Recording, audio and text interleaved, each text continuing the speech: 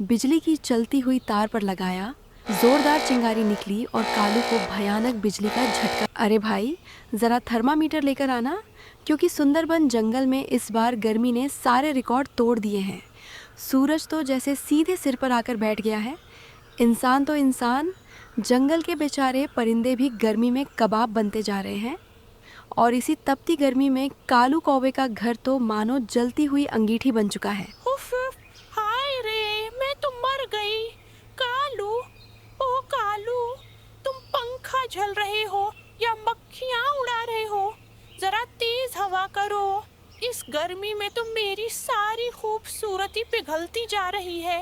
अरे काजल, अब क्या मैं अपनी जान दे दूं? सुबह से पंखा झलते झलते मेरे तो कंधे जवाब दे चुके हैं। और वैसे भी तुम बचपन से ही काली हो। अब इस गर्मी में अगर थोड़ा और काली हो जाओगी तो कौन सा पहाड़ टूट पड़ेगा। क्या कहा तुमने? मैं काली हो जाऊंगी? अपनी इतनी खूबसूरत बीवी से कोई ऐसे बात करता है क्या? सुन लो, अब मुझे इस अखबार वाले पंखे की हवा नहीं चाहिए। मुझे अपने घर में एक एयर कूलर चाहिए, और वो भी आज ही। नहीं तो मैं अपना सामान उठाकर मायके चली जाऊंगी। अरे भाग्यवान, मैं एयर कूलर कहाँ से लाऊं? क्या कूलर पेड़ों पर उगते हैं? इस महीने राशन वाले का पैसा देना है, बिजली का बिल भी बाकी है, जेब में एक फूटी कौड़ी तक नहीं है, और तुम्हें एयर कूलर की पड़ी है। मुझे तुम्हारी कोई बहानाबाजी नहीं सुननी। चाहे चोरी करो, डाका डालो, या अपना ये काला मुंह कहीं बेच कर आओ, मुझे उससे कोई मतलब नहीं। लेकिन शाम तक मेरे घर के सामने एयर कूलर खड़ा होना चाहिए, वरना आज रात मैं इस तंदूर जैसे कमरे में नहीं सोने वाली। मैं जाकर पेड़ की सबसे ऊंची और ठंडी डाल पर आराम से सो जाऊंगी, और तुम यही गर्मी में भुनते रहना। ए ऊपर वाले, इस काजल से शादी करके तो मैंने अपने गले में आफत डाल ली। अब तू ही कोई रास्ता निकाल, बस किसी तरह मुझे इस मुसीबत से बचा ले। आफत का मतलब तो तुम्हें तब पता चलेगा कालू, अगर आज शाम तक इस घर में एयर कूलर नहीं आया ना, तो तुम्हारी ये काली चमड़ी इसी तंदूर जैसे घोंसले में जलती रहेगी, और मैं अपने मायके उड़ जाऊंगी। फिर यहीं अकेले गर्मी में सड़ते रहना। अरे अरे, नहीं नहीं काजल, मायके जाने की बात मत करो। वहाँ तुम्हारे भाई मुझे देखते ही अपनी चोंचें तेज करने लगते हैं। मैं अभी कोई जुगाड़ करता हूँ, तुम बस मायके मत जाना। मैं आज ही एयर कूलर लेकर आता हूँ। काजल की बात सुनते ही कालू कौवा घबरा कर कमरे में गया। उसने कोने में रखी अपनी गुल्लक उठाई। ये वही गुल्लक थी जिसमें उसने बुढ़ापे और मुश्किल समय के लिए एक एक पैसा जोड़ कर रखा था। हाय रे किस्मत, बड़ी मेहनत से ये पैसे बचाए थे, लेकिन अब काजल की जिद के आगे इन्हें भी कुर्बान करना पड़ेगा। इतना कहकर कालू ने गुल्लक ज़मीन पर पटक दी। गुल्लक टूट गई और सारे पैसे बिखर गए।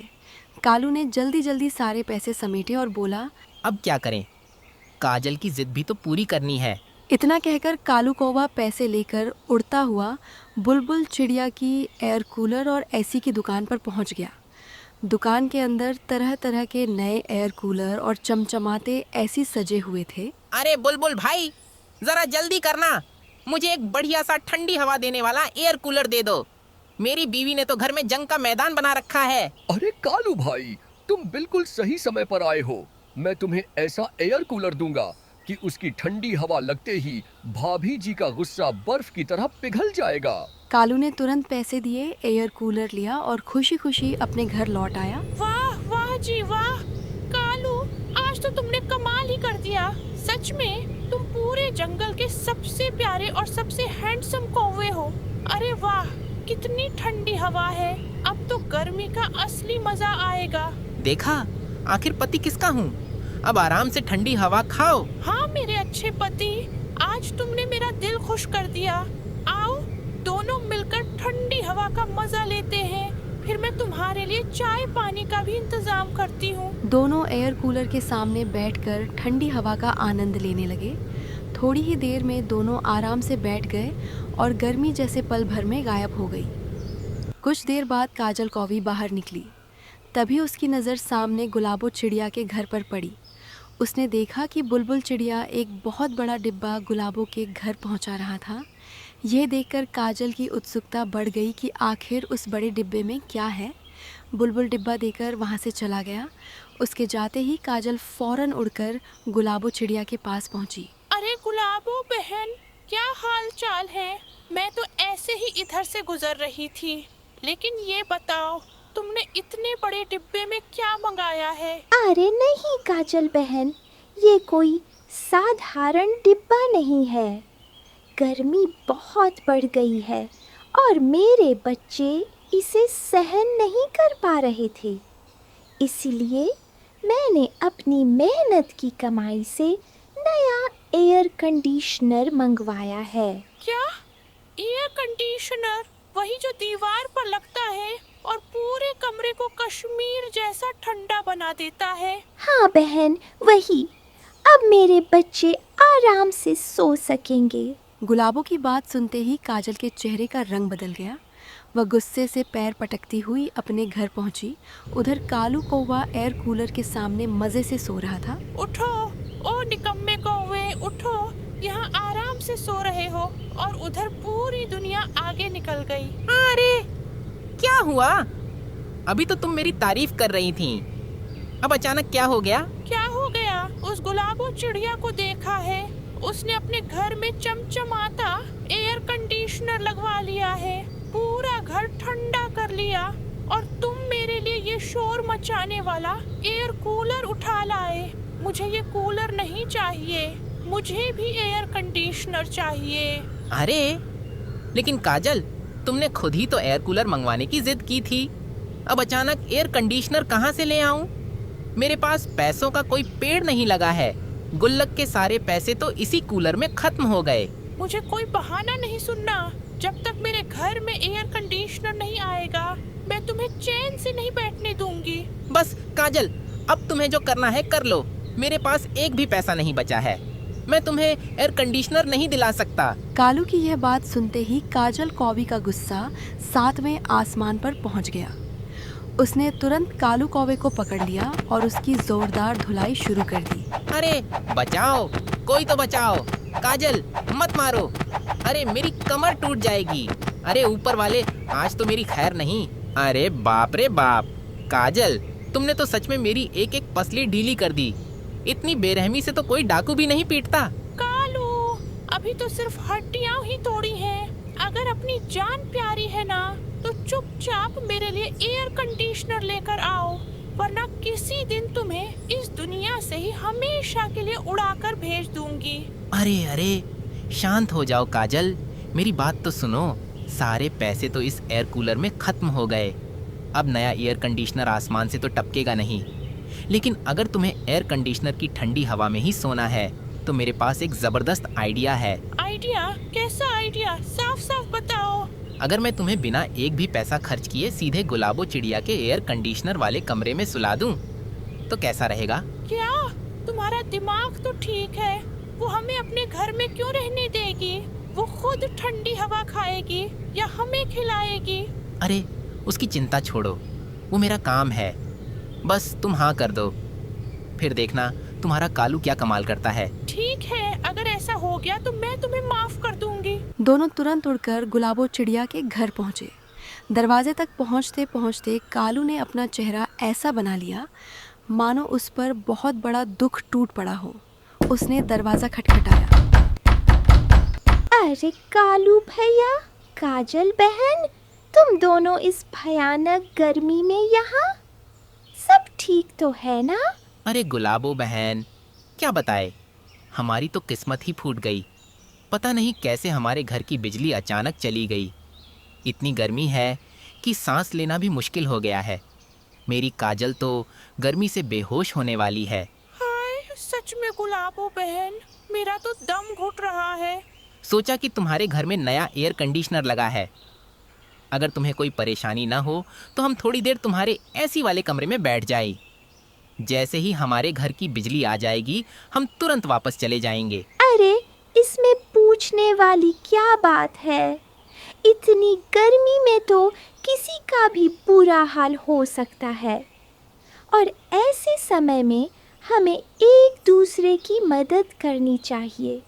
आइए आप दोनों बिना झिझक अंदर आ जाइए। जैसे ही कालू और काजल कमरे के अंदर पहुंचे, दोनों सीधे मुलायम बिस्तर पर लेट गए। ठंडी हवा लगी तो कुछ ही पलों में गहरी नींद आ गई। देखते ही देखते शाम से रात हो गई और कमरे में दोनों के जोरदार खर्राटों की आवाज़ गूंजने लगी। उधर बाहर गर्म कमरे में बेचारी गुलाबो अपने बच्चों मिंकू और मीमी के साथ बैठी थी। तीनों पसीने से तरबतर थे और हाथ वाले पंखे से खुद को हवा कर रहे थे। मम्मा, काजल आंटी और कालू अंकल कब जाएंगे? हमें बहुत गर्मी लग रही है। हमें भी एयर कंडीशनर वाले कमरे में सोना है। धीरे बोलो बेटा, वो हमारे घर मेहमान बनकर आए हैं। मेहमानों को परेशान नहीं करते। कोई बात नहीं, आज की रात हम जैसे तैसे गुजार लेते हैं। सुबह होते ही वो अपने घर चले जाएंगे। पूरी रात गुलाबो, मिंकू और मीमी गर्मी में तड़पते रहे, जबकि अंदर कमरे से कालू और काजल के खर्राटों की घर्र घर्र की आवाज़ लगातार आती रही। अगली सुबह सूरज निकल आया। गुलाबो ने घड़ी देखी तो सुबह के 8 बज चुके थे, लेकिन कालू और काजल अभी तक गहरी नींद में सो रहे थे। लगता है अब मुझे ही इन्हें उठाना पड़ेगा। शायद ये अपने घर जाकर नाश्ता करना चाहेंगे। गुलाबो धीरे से एयर कंडीशनर वाले कमरे में गई और प्यार से कालू को जगाने लगी। कालू भैया, ओ कालू भैया, उठिए, सुबह हो गई है। अब और कितनी देर सोएंगे? अरे सुबह हो गई क्या?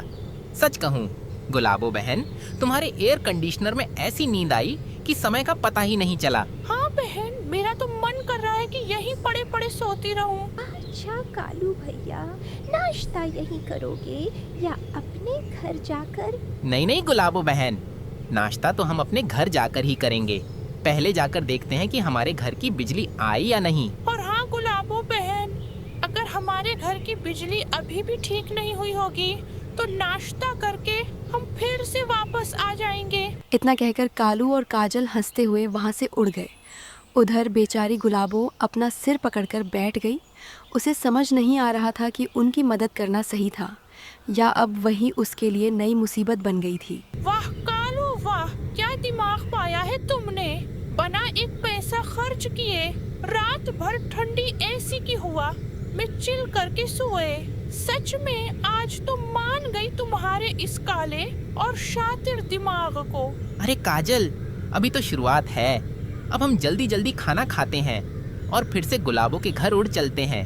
कह देंगे कि बिजली अभी तक नहीं आई। बस ऐसे ही रोज बहाना बनाकर पूरी गर्मियां मुफ्त की ऐसी में गुजार देंगे।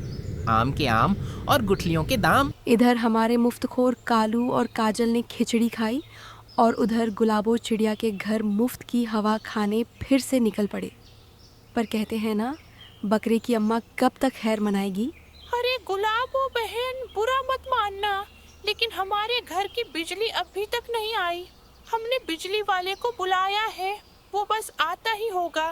तब तक क्या हम फिर से तुम्हारे एयर कंडीशनर वाले कमरे में बैठ जाएं? काजल बहन, बात ये है कि मेरे बच्चे पूरी रात गर्मी में जागते रहे और बिल्कुल सो नहीं पाए। अभी वो एयर कंडीशनर वाले कमरे में गहरी नींद सो रहे हैं। मैं उनकी नींद खराब नहीं करना चाहती। अगर आप दोनों को रुकना ही है तो बाहर वाले कमरे में बैठ जाइए। जैसे ही बच्चे उठ जाएंगे आप अंदर आ जाना। अच्छा, ऐसी बात है। कोई बात नहीं बहन, हम बाहर पेड़ की छांव में बैठ जाते हैं। बच्चों को आराम से सोने दो। इतना कहकर कालू और काजल बाहर आ गए। दोनों उड़कर पास के एक पेड़ की डाल पर बैठ गए, लेकिन काजल का गुस्सा अब 7वें आसमान पर था। देखा कालू, उस 2 कौड़ी की चिड़िया ने हमें अपने घर से बाहर कर दिया। खुद तो एयर कंडीशनर की ठंडी हवा में मजे करेगी और हमें इस तपती डाल पर बैठा दिया। मैं ये बेइज्जती बिल्कुल बर्दाश्त नहीं करूंगी। मुझे उससे बदला लेना है। बिल्कुल सही कह रही हो। अगर हम ठंडी हवा नहीं खा सकते तो गुलाबो और उसके बच्चे भी एयर कंडीशनर की हवा नहीं खाएंगे। लेकिन करेंगे क्या? मेरे पास एक बढ़िया योजना है। चलो उसके घर के पीछे चलते हैं, जहाँ एयर कंडीशनर का बाहरी हिस्सा लगा है। मैं इस लोहे के ब्लेड से उसकी बिजली की तार काट दूंगा। फिर एयर कंडीशनर बंद हो जाएगा और किसी को पता भी नहीं चलेगा कि हुआ क्या है। दोनों दबे पांव गुलाबों के घर के पीछे पहुंचे। एयर कंडीशनर चल रहा था और उसकी मोटी बिजली की तार सामने दिखाई दे रही थी। जैसे ही कालू ने लोहे का ब्लेड बिजली की चलती हुई तार पर लगाया, जोरदार चिंगारी निकली और कालू को भयानक बिजली का झटका लगा। अरे कालू, उठो, आंखें खोलो। तुम्हें क्या हो गया? प्लीज उठो। चीख पुकार सुनकर गुलाबो चिड़िया अपने बच्चों मिंकू और मीमी के साथ तुरंत बाहर दौड़ी। उन्होंने देखा कि ज़मीन पर लोहे का ब्लेड पड़ा है और कटी हुई बिजली की तार से चिंगारियां निकल रही हैं। देखा काजल बहन, जो दूसरों के लिए गड्ढा खोदता है, सबसे पहले वही उसमें गिरता है। तुम लोग हमारे घर आए, हमने तुम्हें मेहमान समझकर अपने घर में जगह दी, लेकिन तुमने उसी एहसान का बदला हमारा नुकसान करके देना चाहा। लालच और जलन इंसान से हमेशा गलत काम करवाते हैं और उसका अंजाम भी ऐसा ही होता है। गुलाबो बहन, मुझे माफ कर दो। हमारी अक्ल पर सचमुच पर्दा पड़ गया था। जलन में आकर हमने तुम्हारा बुरा चाहा। अब मैं कभी किसी की तरक्की से जलन नहीं करूंगी। प्लीज जल्दी से डॉक्टर बुलबुल को बुला लो, मेरे कालू को बचा लो। तो दोस्तों, इस कहानी से हमें यही सीख मिलती है कि कभी भी किसी की तरक्की, खुशी या अच्छी किस्मत देखकर जलना नहीं चाहिए। मेहनत और ईमानदारी से जो मिलता है वही सच्ची खुशी देता है। लालच, जलन और दूसरों का नुकसान करने की सोच का अंजाम हमेशा बुरा ही होता है। इसलिए हमेशा अच्छा सोचिए, अच्छा कीजिए, क्योंकि जैसा कर्म करेंगे वैसा ही फल मिलेगा।